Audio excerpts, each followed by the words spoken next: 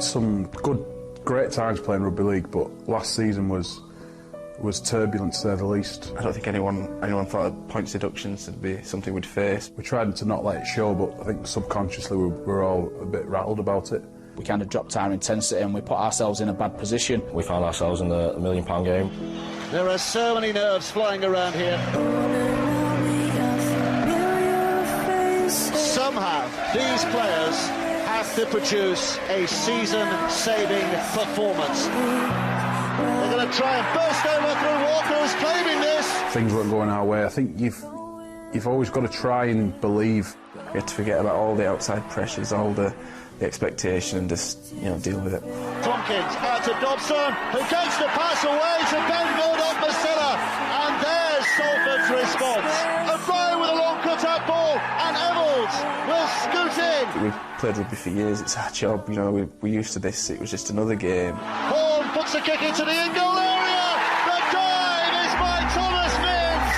They're moving a long way away from Salford, 18 points to 10. You've still got time here, you still will get a few sets left with the ball. I remember going to a scrum and I said to the lads, we can still do this, keep believing. Now, I didn't believe it. I don't think there was any chance of us, coming back. They have to score twice. The likelihood is they are not going to score twice. It's a mystery how it kind of unfolded, really, in them last 5 minutes. This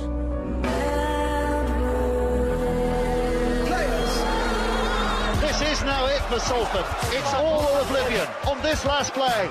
Griffin holds it. Oh, and Evalds. There is time for a miracle. And then it was crazy for a few minutes. 4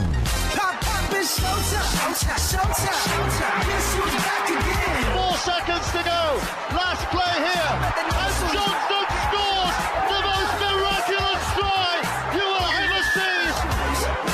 It's all square.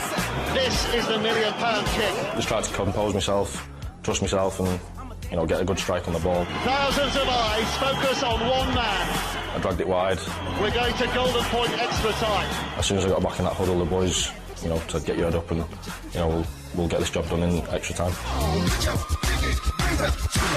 It was the first set, so we just talked about completing and winning the field position battle. And it was Michael Dobson who passed me the ball from dummy half, and I heard him out my ears scream, "Have a go." And next minute, Gazza's kicking a 50-yard shot goal. O'Brien, he's going for the drop goal right from the start. It hit it so sweetly, and then I looked to the other boys and I thought, he's got it. Oh, he has got it! He has got it! Not even in training, messing about ever kicked anything like that. I don't think he'll ever hit one as sweet as that ever again. The feeling of relief was, it was unbelievable. We've done it!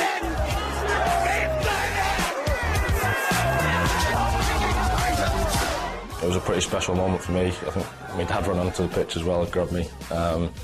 He was in tears, so it was all a bit emotional.